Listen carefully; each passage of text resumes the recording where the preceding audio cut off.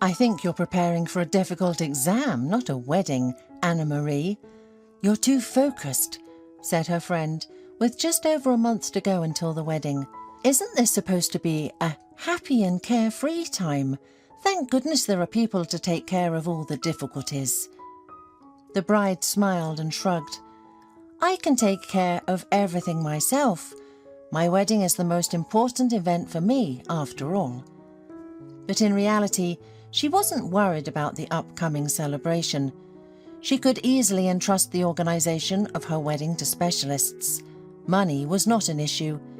Pay and be carefree and happy until the registration, because as they say, if a problem can be solved with money, then it's not a problem. Anna-Marie had the money, but she couldn't solve the problem that lay before her with their help, and she had no one to consult. That's the downside of wealth. It's hard to trust anyone, and it's scary to show your weakness. What if someone decides to take advantage of you for their own purposes? That's what her late father had warned her about.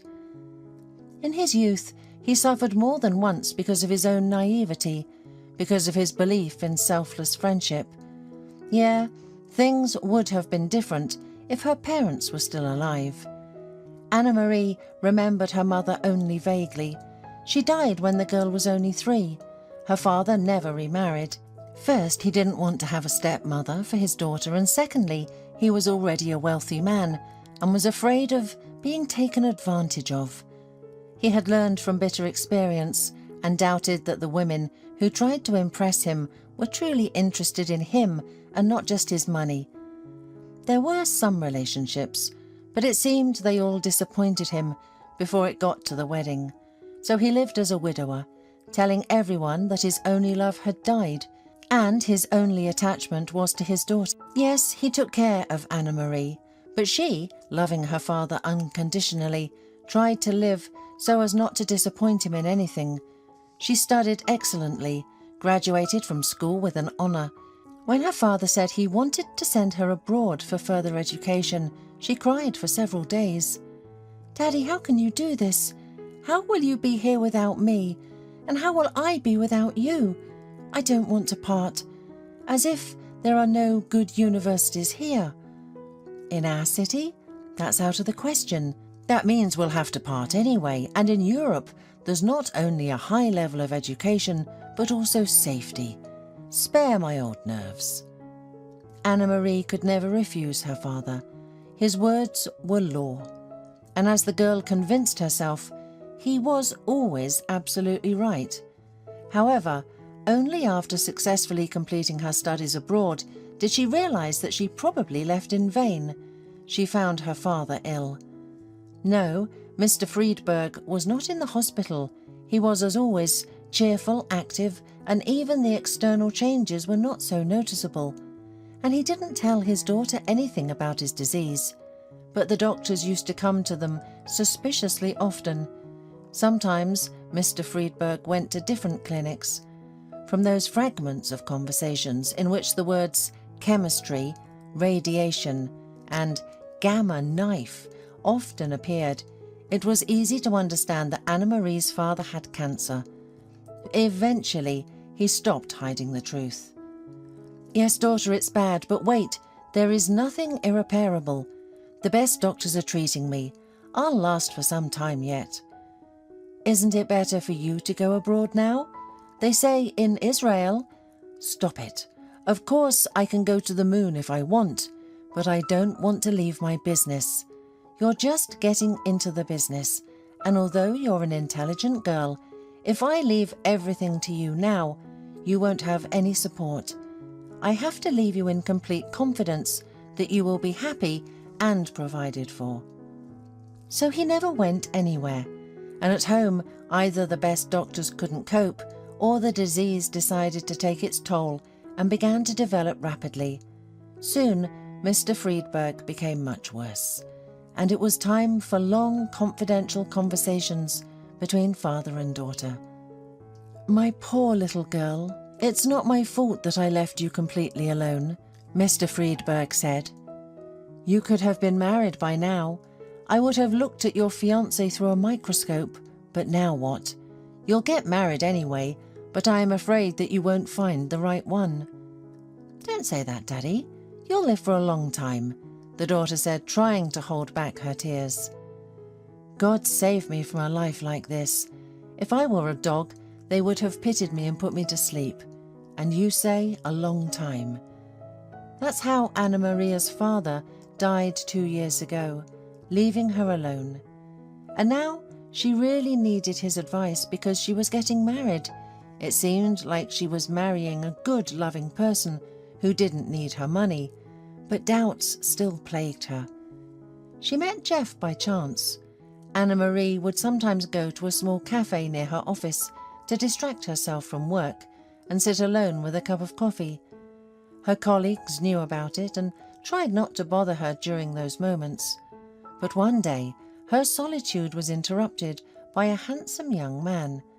At first, Anna Marie wasn't pleased about it, but it was awkward to immediately chase him away, especially since he didn't seem to be bothering her. He was just a person who also wanted to have a cup of coffee, and there were no free tables. That was all.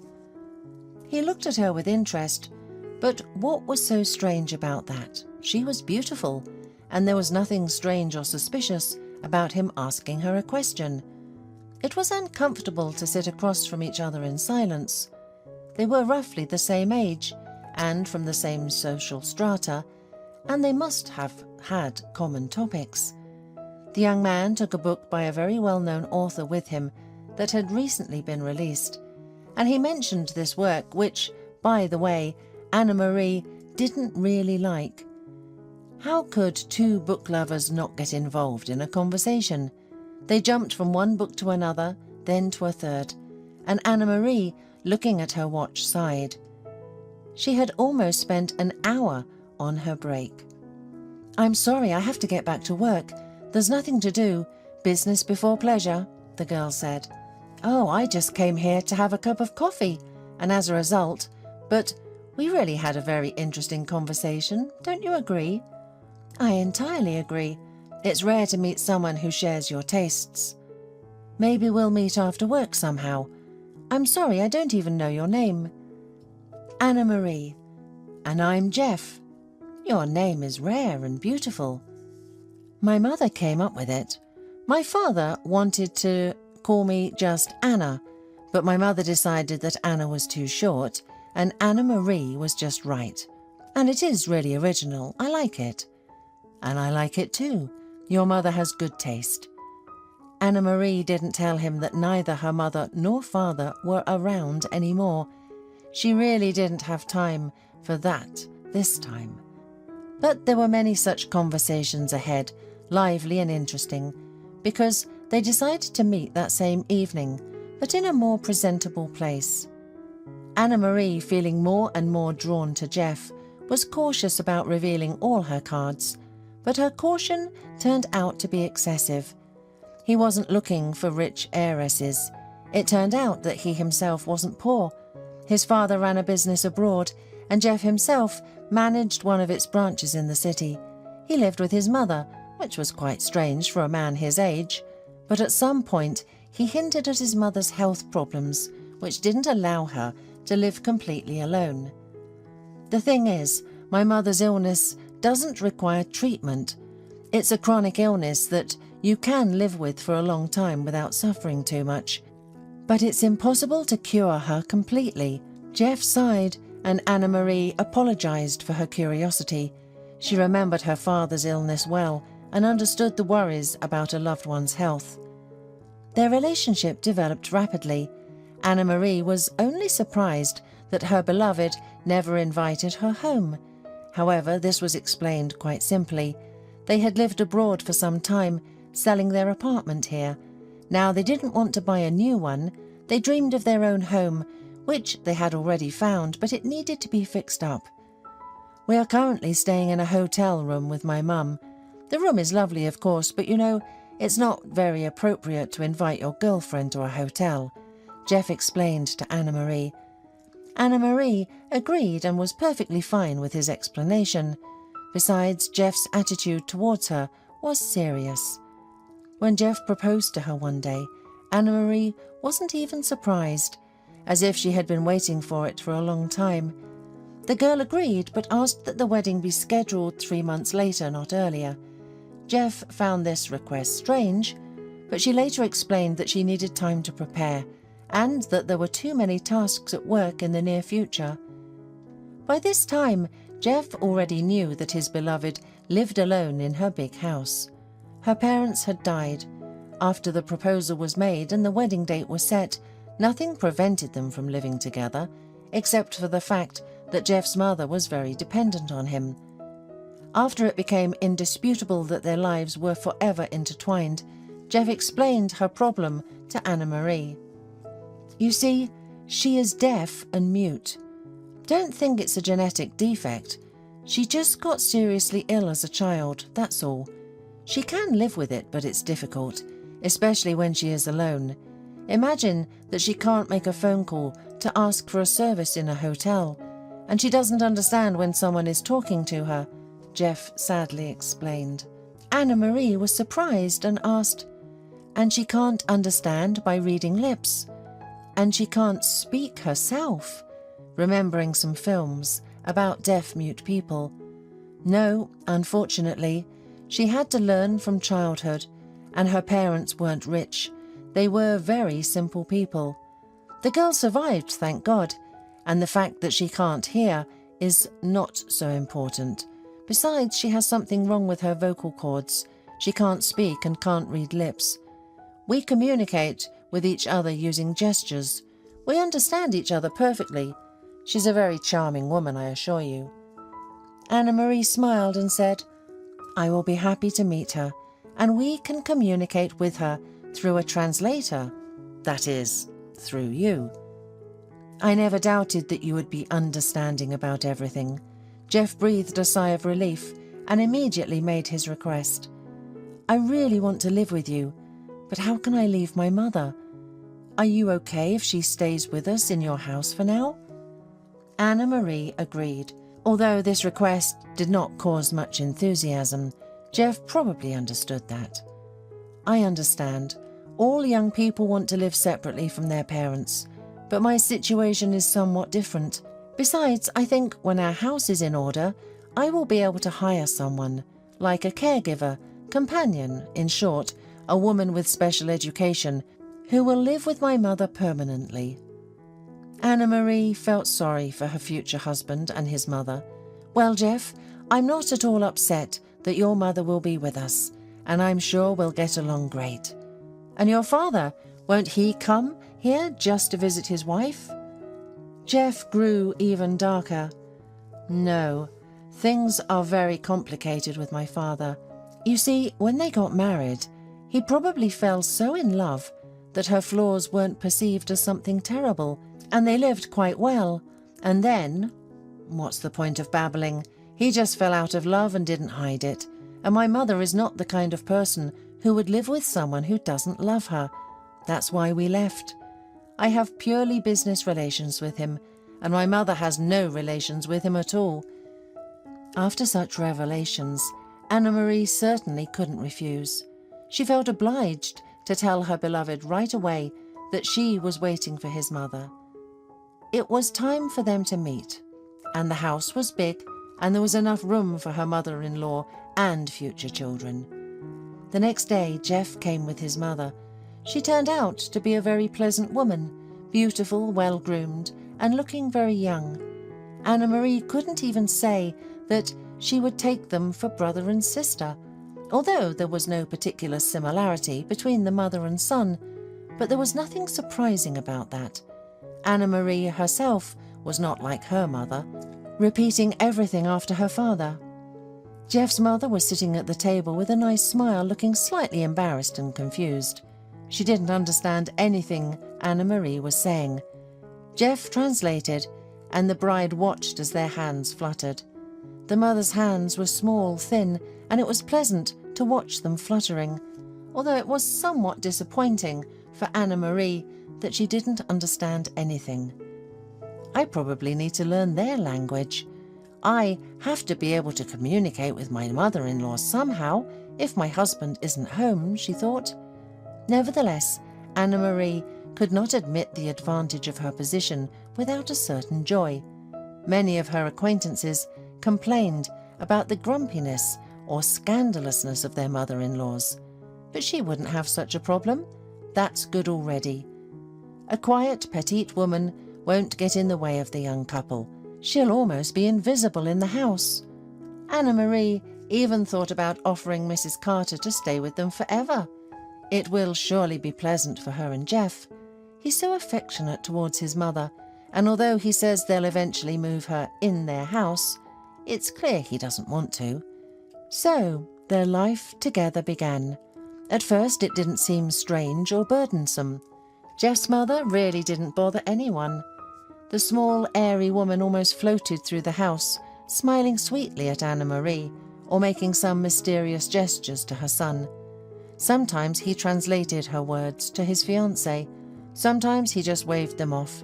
Apparently Mrs. Carter said something that only related to her son and not to his future bride. But the closer the wedding approached, the more the girl began to feel uncomfortable with this silent living with her mother-in-law. Mother and son became more and more frequent in communicating in their own silent language, completely inaccessible to Anna-Marie, and Jeff didn't always bother to explain what they were talking about. "We're talking about our own thing, don't pay attention," he often waved off, and his mother quietly smiled, and to Anna-Marie it seemed like not a sweet, but a poisonous smile now. Sometimes Anna-Marie felt like Jeff's mother understood everything they were talking about. It was at least unpleasant, and at some point Anna-Marie decided she should learn sign language so that she could understand what they were saying. At first she thought she could learn to communicate to improve her relationship with her mother-in-law, but now she realized that she needed this knowledge for an entirely different reason. Perhaps her future relatives aren't hiding anything. But why doesn't Jeff hurry to translate what he's saying to his mum? What does it mean that it doesn't concern her? She's not a stranger, and if they have nothing to hide, why not explain what they're talking about? It's just rude.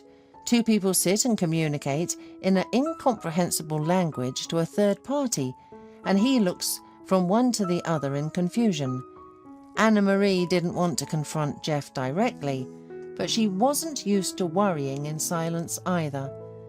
She knew how to solve any problems, and with this one, she was going to cope either. After going through a number of ads, she realized that learning any foreign language was much easier than sign language. There were very few teachers, but she was lucky to make an arrangement with a very nice elderly woman who was giving lessons. She lived nearby and was willing to adjust to any schedule, as she was already retired and apparently didn't have many students. Having agreed on the phone with Mrs. Kuhn, Anna-Marie went to her for the first lesson the next day. "To be honest, I don't know if I'll be able to learn this quite complex subject. I've seen how deaf people communicate. It seems so difficult for me." "Well, they learned it and you'll learn it too. I'm sure you'll succeed, especially with me. I'm an experienced teacher. I've been working in a speech boarding school for many years. I taught so many people, both kids and adults, and everything worked out fine for everyone." "And when can we start learning?" "Well, today if you like. Soon you'll see that it's not so difficult. Maybe you'll learn it quickly. Is the price okay with you, I hope?" the teacher asked, a little embarrassed, as the cost was not small. "Yes, it's quite okay," Anna-Marie replied. "If you've read the ads, you probably know that I'm not charging more than others. Maybe I would have charged less, but I need the money, you understand, not just for myself. There are some problems that don't allow me to be cheaper," the teacher said. The first lesson was introductory, and Anna-Marie liked how Mrs. Kuhn conducted it. She explained everything, obviously, reinforcing her words with gestures of her elderly but very flexible and expressive hands. It seemed like she even caught familiar movements. "You're a wonderful student," Mrs. Coon praised her. "I'm sure we'll succeed in everything soon." "You're a great teacher. It's very interesting and informative to study with you," Anna-Marie replied with a smile.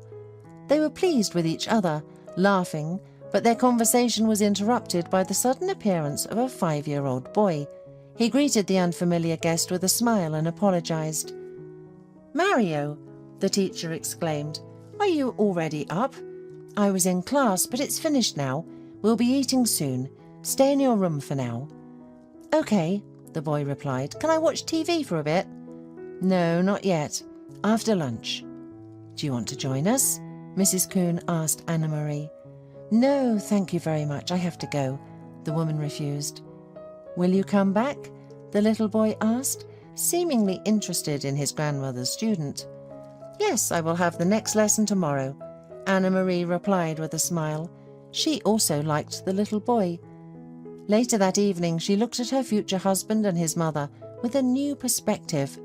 Their movements no longer appeared meaningless to her.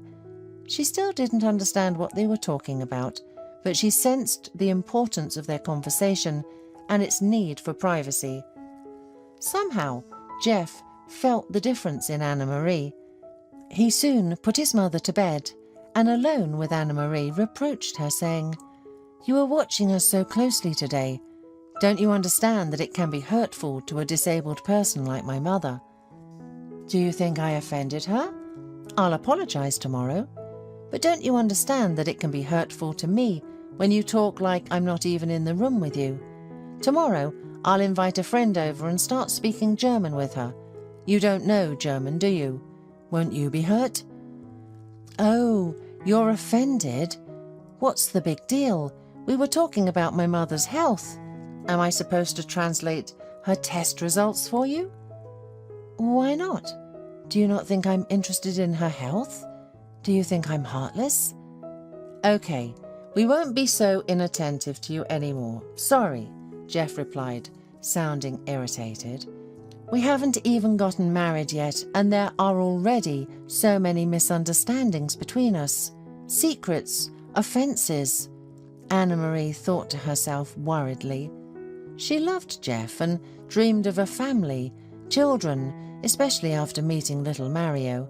For the first time in a long time, she touched a warm, silky head, exchanging a few words with the child.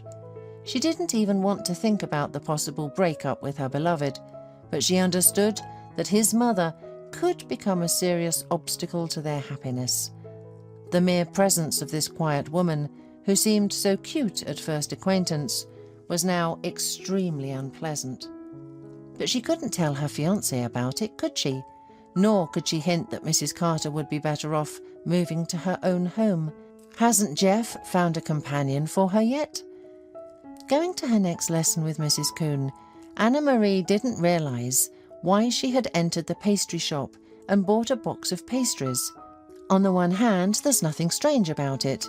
She's not only going to class, but also visiting a house where a little child lives. Can you come to a house where children live empty-handed? Of course not. And looking into a child's store, she bought a toy, a cheerful gnome. Nothing special, but the little boy will be pleased. Neither his grandmother nor his parents, if they're home this time, will be offended. I hope so, she thought to herself, noting that she had not noticed any signs of the presence of other adults in the apartment, except for Mrs. Coon. The elderly teacher thanked Anne-Marie for the treats. Mario was happy. He hugged the gnome to his chest, thanked her and said, "Can I sleep with him, please?" "Of course you can. I'm sure he'll send you magical dreams," Anna-Marie replied, and the boy ran to his room. "Thank you, but why did you have to spend so much?" Mrs. Coon asked her, slightly embarrassed. "What are you talking about? It wasn't a significant expense. Besides, I heard that you have to not only pay, but also give back for education and treatment, otherwise it won't be effective," Anna-Marie joked. "And why did you buy a toy? Mario doesn't teach you anything." "That's not true. The thing is, I love children, and I love buying toys. And since I don't have my own little ones yet, there's no one to buy them for. So I should be grateful to Mario for allowing me to experience this joy. And he likes you, Anna-Marie. Poor little boy, he always enjoys communicating with women younger than me. It's a longing for his mother. His mother, my daughter-in-law, died in childbirth, so he never saw her. And my son, like any mother, I wanted to see my son happy. And what happened? He became a widower at a very young age. A year later I began urging him to find a wife, but he wouldn't listen. He became very despondent and things were difficult for us. 2 years ago, Patrick went to work on a long-term shift in the north and disappeared. The search yielded nothing. Since then, he has been presumed dead, but I don't believe it. Uninvited tears filled the old woman's eyes. Anna-Marie touched Mrs. Coon's hand sympathetically, wanting to say something encouraging, but she stopped her. That's enough. Let's start studying. You're paying me, not for my life story. Do you understand now why I have to work at my age? They studied almost every day, and Anna-Marie always brought small gifts for the teacher and her grandson, begging Mrs. Coon not to forbid or stop her from doing so. I told you it brings me joy, and besides, it seems like I'm making progress, don't you think? Yes, undoubtedly. You are a very talented student. It was truly so, whether it was Anna-Marie's abilities or her quick desire to quickly learn Jeff and his mother's secret language, but it helped her to make progress. In class, they could now communicate fully with Mrs. Coon using sign language, and sometimes the young woman asked the teacher to simply tell her something with her hands, carefully watching her movements, trying to decipher every word. So I understand that you want to learn not so much to speak as to listen, the elderly woman guessed. Well, that's your right.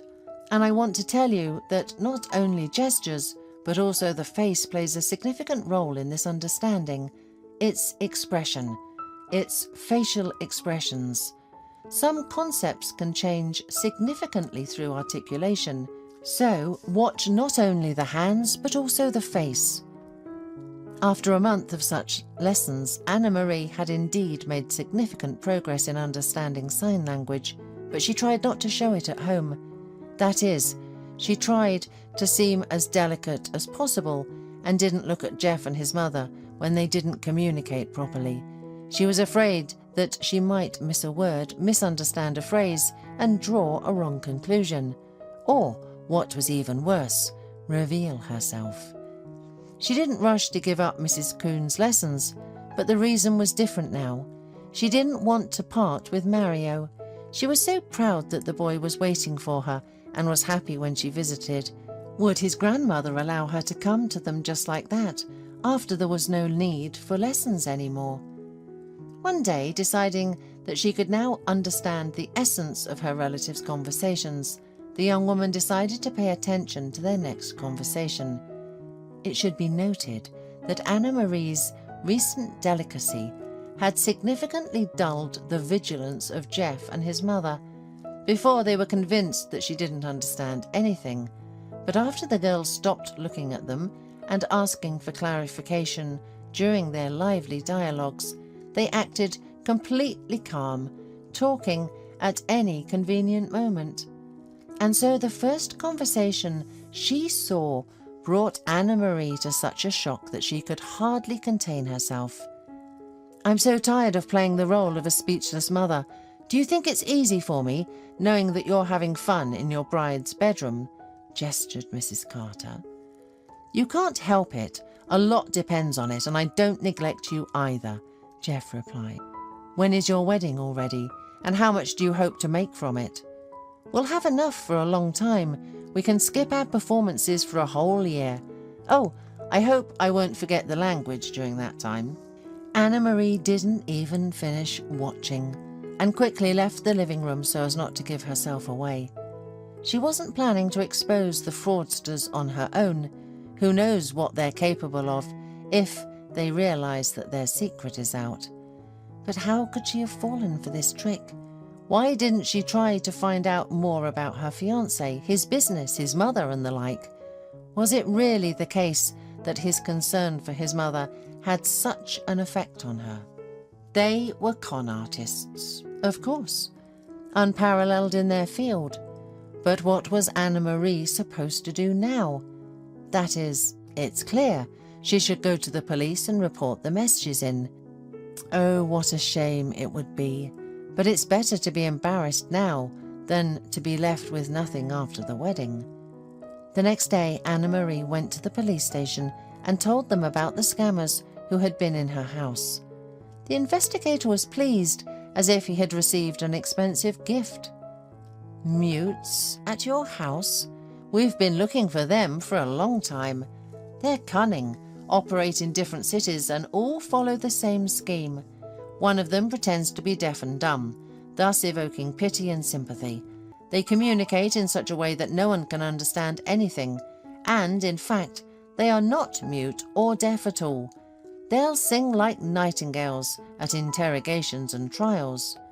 And they are not mother and son, right? Asked Anna Marie. Mother and son? Unfortunately, no. They are a criminal group. She is only 12 years older than her so-called son. They are lovers. Excuse me for saying this, but you did a fantastic job figuring them out. You even bothered to learn their language. I hope they don't know anything about it. No, I didn't tell them, answered Anna Marie with a trembling voice. Yes, she was ashamed, offended, and sorry for her unfulfilled happiness. She loved Jeff so much and trusted him. How can she trust anyone now? I'll send a group right away and we'll take those scammers. They will answer for all their actions, the investigator said briskly. And don't be upset. Everything will end very well for you. There have been some very tragic cases in their biography. Anna Marie waited until her house was cleared of all these failed relatives and only then entered it. Of course, the first thing she did was cry her heart out in her bedroom. Then she called a cleaning company to spotlessly clean the house from the traces of the criminal's stay. And only then did she breathe a sigh of relief. She got rid of the scoundrels and decided to thank the one who helped her avoid serious danger.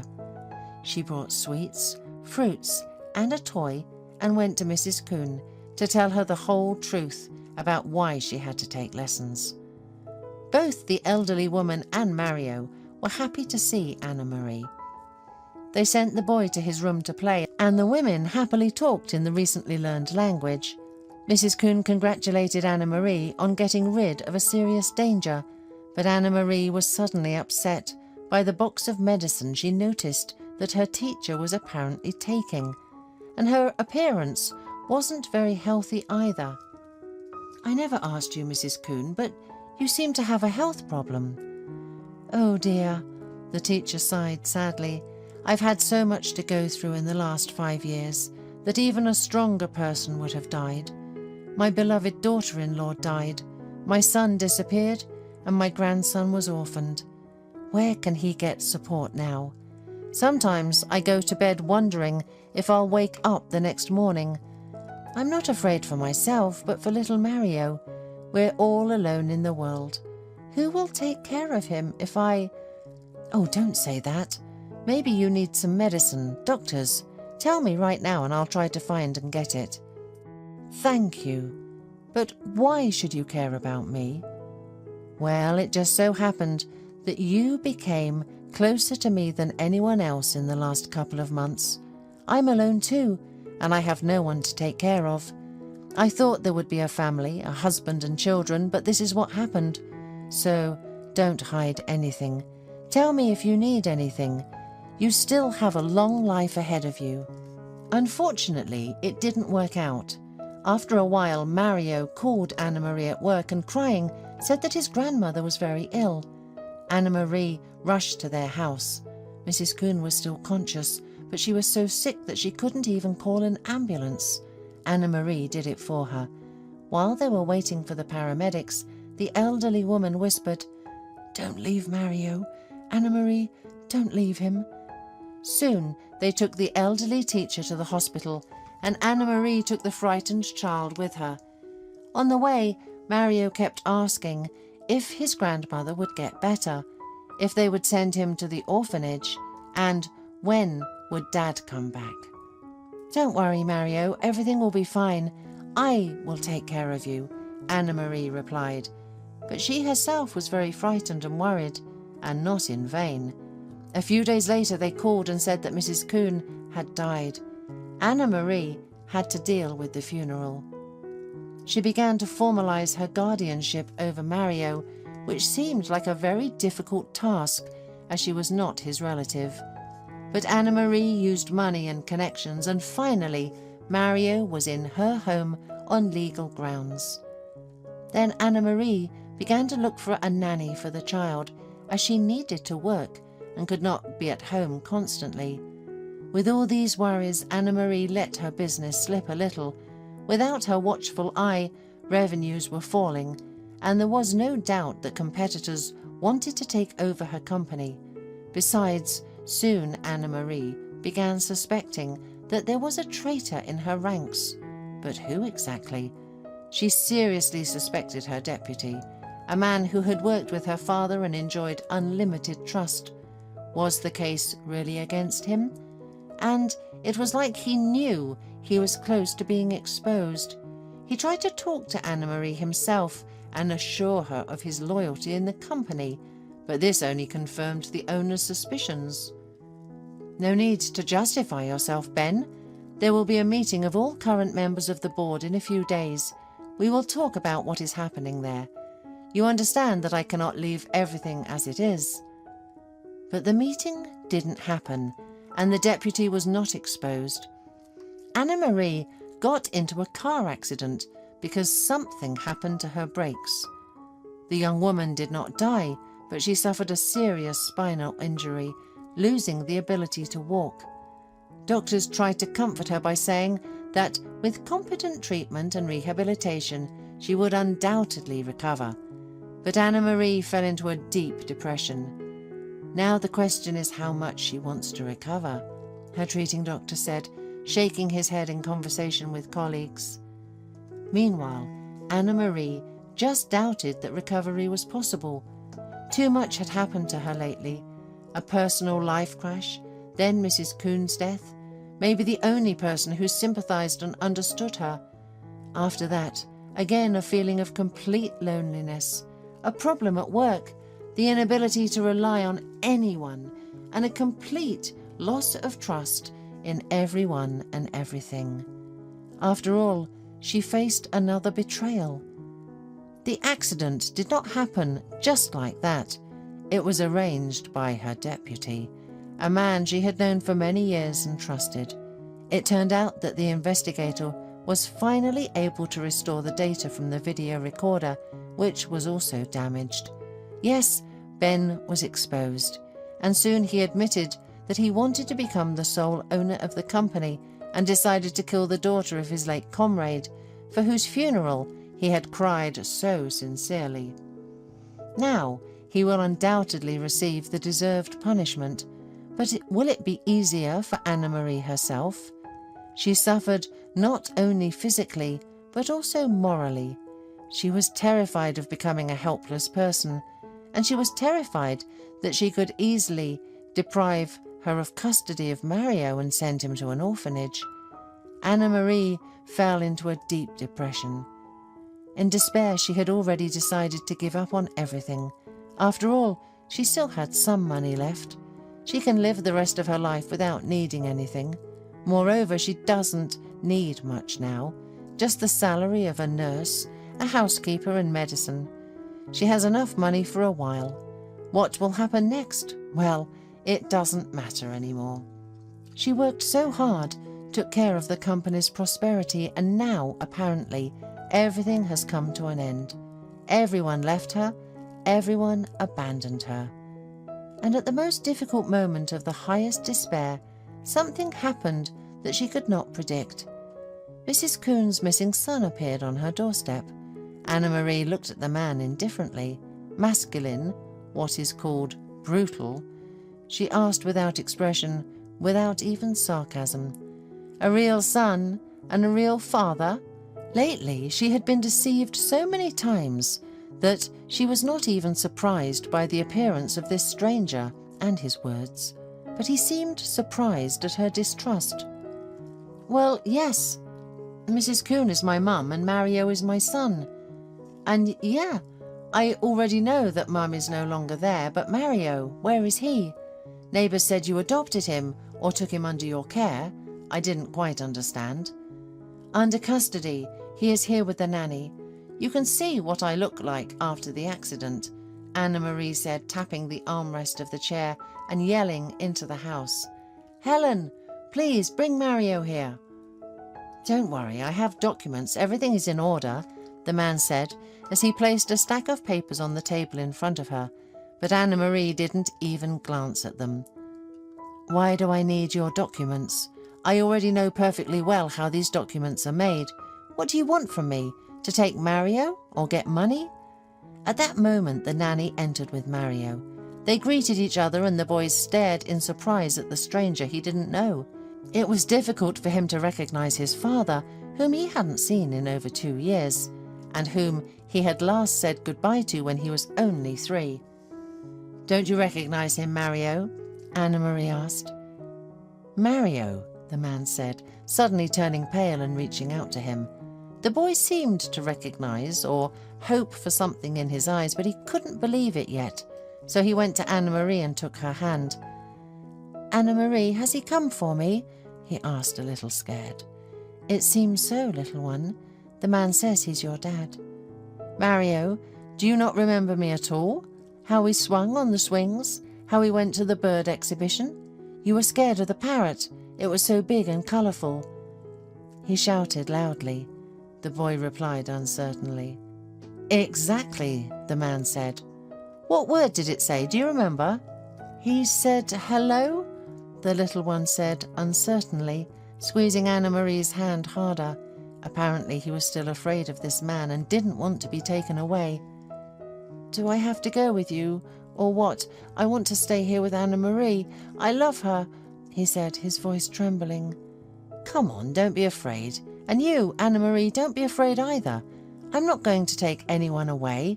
I just want to know that you're here, that everything is okay, and visit you until Mario will get used to me, and then maybe we'll become friends."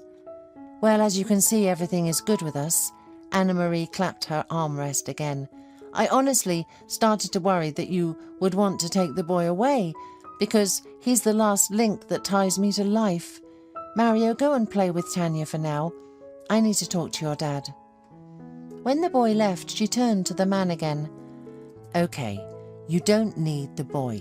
But what do you need then? Money?" "Money? And why wouldn't I need my son? I just said that I am not going to take him right away now. But I really ask for your permission to communicate with him. And what does money have to do with it? I don't understand. You don't believe me, apparently." "I don't believe anyone. Over the last few years, I've been deceived so many times, and it was all for money. And you, let's say you're Mrs. Coon's son and Mario's father, and let's say you don't need money, but some kind of communication with your son. But you haven't been here for almost 3 years. That's a very long time, you have to admit. I understand that there could be many reasons, but still, you left your sick mother and your little child, and didn't even provide any information about yourself. I'm not even talking about helping them financially. That's why I not only don't believe you, but I don't understand you either. As you wish." Yes, it's hard to believe. I wouldn't have believed it myself. I can explain the reason for my long absence, but the story is completely unbelievable. It will be much harder to believe me than to believe that I am just a scoundrel who ran away, wandered somewhere, and now returned. And you probably think exactly that. I don't think anything at all. What do I care? Whether you wandered or were kidnapped by aliens, it doesn't matter to me. I understand that it's better for Mario to be with his biological father, especially a healthy person, than with me. I'm practically a wreck. I probably will never be able to stand up, no matter what the doctors say. And what kind of guardian can I be? I'll live on the remaining money, and then what? A meagre pension and guardianship money. So of course come to us. Let Mario get used to you, and over time you'll be able to take him away. Where do you live? In Mrs. Kuhn's apartment? Yes, I am her direct heir. The environment there is familiar to Mario. Of course, it's more comfortable here, but that's okay. You said the doctors promised you recovery, didn't you? Well, what did they promise? They understand that I have money, so why not try to treat me? I'll agree to treatment only if recovery is possible. Otherwise, why bother? They'll start spinning me around, operating, then restoring, then operating again, and torturing me with exercises. I don't know what else, and it could take years and the rest of my money. But will it be worth it? Who knows? Why wouldn't it be worth it? People recover even after the worst accidents. Maybe not completely, but still. Thank you. You comforted me, of course, but you see, I'm unable to fight anymore. If you knew what I had to go through in the last year. Oh, let me tell you what happened to me. Maybe this will redeem me in your eyes and give you a couple of thoughts. Well, if you have time, tell me. Wait, I'll call the assistant. She'll get something, at least tea. Or maybe you want something to eat? Well, not really. There may be some tea and snacks. You'll tire yourself of my story and of course won't believe anything. There won't be any aliens there, the man smiled. The assistant came in, set the table, helped Anna-Marie and left. So my mother probably told you that my name is Patrick and I went to work in the north on a rotational basis. And in fact, everything would have been fine there and I would have earned money. Nothing would have happened to me, like with other people. But one day I decided to take pictures of wild nature. What a fool I was. I just stepped away from the path. I thought that it was no big deal. I would come back to our camp because the road was generally known. But I was wrong. I came out into an open space and then the blizzard started. What kind of blizzard it was! I've never seen such a thing before. Just snow around and nothing else. I walked, shouted, and apparently moved further and further away from our camp. I should have just stayed in one place. However, I decided that I needed to move to avoid freezing. Then the bear came out of nowhere, and we literally ran nose to nose. I couldn't see a thing. I had no gun, nothing. But I guess he wasn't interested in messing with a human. He just shoved me out of the way a little bit, but that was enough for me. Anyway, a few hours later, or who knows how much time later, the huntsman who was hunting the bear found me. He found me frostbitten and unconscious. He brought me back to his hut. He didn't know where I came from, but he couldn't just leave me there. He began to treat me. But didn't he call the doctors? He must have had some sort of connection to the world. He's not just a hermit, is he? Anna-Marie was gripped by the story, but couldn't help making the remark. Of course he would have, but the connection was broken and there was no way to fix it. And there's no way to call a doctor or anyone else. And even if he could get in touch for a while, the rescue team wouldn't come anyway. Yes, because there's no way to get to him. But he was an experienced man and knew how to give first aid for all accidents, frostbite injuries and all that. I came to my senses, but I didn't remember anything. I didn't even remember my name or surname. I didn't know how I ended up in the woods or my city address. So the huntsman didn't worry much about it. He knew that someday I'd come back to my memory. While I was recovering, the summer passed and then I came to my senses, remembered who I was, where I came from, and explained where I worked. And the huntsman said, "There's no camp there. They've taken off and left." I was shocked. The gamekeeper said to me to wait for the rescue team to come and take you away. But how long to wait? I asked. "As long as it takes," was his answer. He was a gloomy man, not at all inclined to heart-to-heart talks. But I wasn't inclined to sit and wait either. It was spring, the snow was gone. I said, "I'll go myself. Just tell me which way to go. I'll find my people, or at least some civilization. I need to go home. My mum and son are there." "Go wherever you want. It's a forest. There are no signposts," he said. "And you're not going anywhere. You'll run into some animal again. And I don't know if I'll find you, because I'm not here to look for crazy vagrants, and the winter is coming." So the winter passed, and it was only in the summer that he agreed to help me to return to civilization. As you can see, it took a long time to get here without money or documents. I had to, but I was late. Of course, it's a pity for my mum. Anna-Marie sighed and began to tell how she had met Mrs. Kuhn, how this kind elderly teacher had helped her. Mario still doesn't know that his grandmother is gone. I don't know how to tell him about it, although probably it's wrong. After all, my mum also died when I was 3, and I was not told anything for a long time, and I was waiting for her. I remember that. They say children forget things quickly, but it's really not that simple, and especially loved and dear people are never forgotten. Well, some people are worth forgetting, and the sooner the better, as well as all sorts of unpleasantness. I hope Mario remembers me.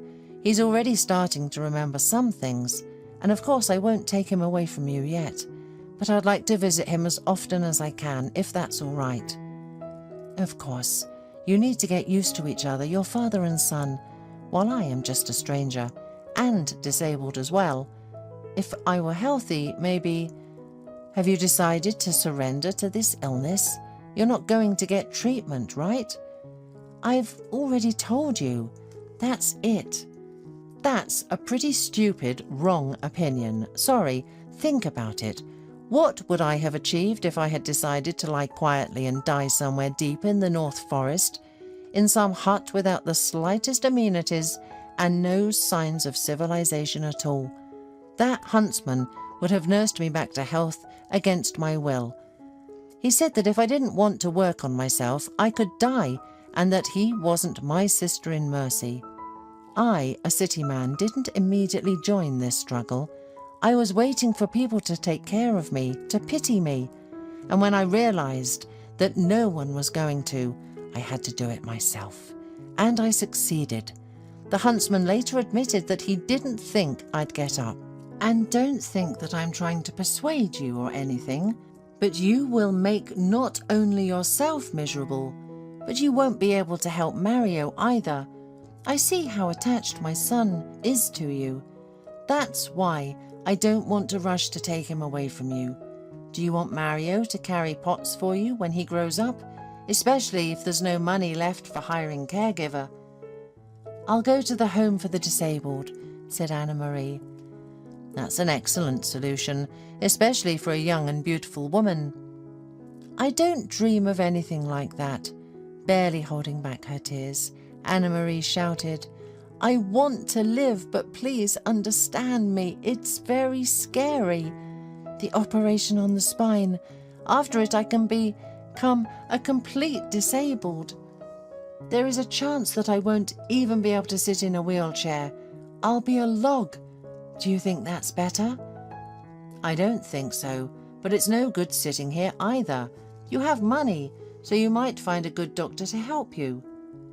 Anna-Marie wanted to shout at him, as she usually did, but it was easy for him to say that she had been through so much and could not risk the little she had left. But she looked at the scars left on her arms by frost, or perhaps by the bear's claws, and bitterly she cried. I'm sorry, but it's very hard for me. I'm alone. I've lost faith in everyone. I've lost faith in anyone. I just don't have the strength. How do I know which doctor is good and which is not? How do I know if I'm going to make it through rehab or not? I mean, who will come to my hospital? What's going to happen to Mario? I think everyone will be happy to see me die.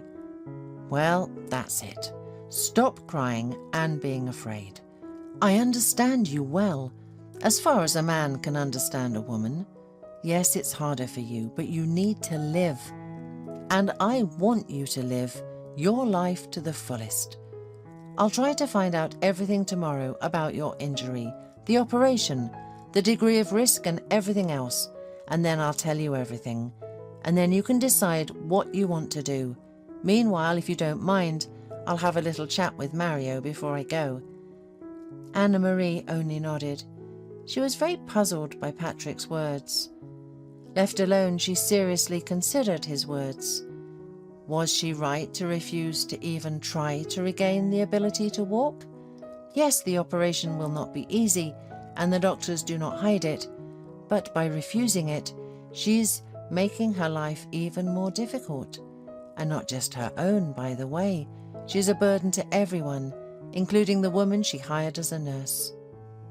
Even Anna-Marie herself began to notice how her character was deteriorating. Once a young and determined woman, she was gradually becoming a capricious, whiny, demanding and harmful woman. The nurse taking care of her seemed to be enduring her behaviour out of pity, but how long could that last? Anna-Marie closed her eyes in shame, remembering how she sometimes behaved. When Patrick stopped by to say goodbye, she asked, "If it's not too much trouble, could you find out about the surgery? It can't continue like this." The man simply raised his thumb in silence, joy and approval sparkling in his eyes. Preparations for the surgery began that day. Anna-Maria's behaviour and attitude changed completely. Even though her condition remained the same, she no longer demanded extra attention, trying to deal with certain problems on her own. She even spoke to the doctor Patrick had found for her and looked confidently toward the future. The operation was successful, but that didn't mean Anna-Marie could immediately stand on her own 2 feet. At first it seemed like her problems had only gotten worse, but Patrick and Mario didn't let her fall into despair. They visited her every day in the hospital, supporting her and rejoicing in every small success. And finally, the day came when she stood up with Patrick's help for the first time since the accident. It was only the beginning of her recovery, but Anna-Marie was confident that she would soon not only be able to walk independently, but also fully return to her old life. The business kept worrying her, but not just in terms of money. She realized that she couldn't abandon her father's business. While still in the hospital, she began actively communicating with those who now ran the business. At first only over the phone, but then she began calling them to visit her in the hospital and met with them at the table in a business suit after her discharge. Everyone understood Anna-Marie was returning. "We've lost a lot due to the machinations of my former deputy and my illness, but I am certain that working together will help us regain and increase everything," she said at a general meeting when she came to the office for the first time using her cane. The employees greeted her words with applause. Along with the recovery of her business skills, her personal relationship with Patrick developed. She realized the role he played in her recovery. "You literally saved me. If it weren't for your words, I would still be in a wheelchair making demands of everyone," she said to him once. "That's because I fell in love with you, Anna-Marie. Yes, at first sight. With a sick and unhappy person, I believed that you would stand up and walk with me in a white dress. Will you agree to be my wife?" asked Patrick. His confession was somewhat unexpected, but welcome. Anna-Marie also felt that she had finally met someone who would never deceive her, and that she loved this person, perhaps for the first time. "Of course I agree," she replied, "but only after I can walk without my cane." However, she didn't have to wait long. Very soon, the beaming groom and bride performed their main dance at a solemn ceremony.